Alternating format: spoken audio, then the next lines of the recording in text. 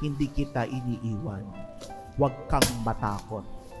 Life is not always smooth sailing. There will be moments in your life that you will encounter storms. Merong mga pagkakataon sa buhay mo, nahahampasin ka din ng mga problema. May mga pagkakataon sa buhay mo, naharap ka sa mga matitinding sakuna at bagyo. Dala ng iba't ibang mga problema na kinakaharap mo. Tapos makikita mo si Jesus, maglalakad sa tubig. Para bang sinasabi niya, don't worry, I am in control. Huwag kang matakot, naririto ako, sasamahan kita. Kung hinahampas ka man ng mga problema sa buhay mo, huwag kang mag-alala, naririto ako, hindi kita iiwan.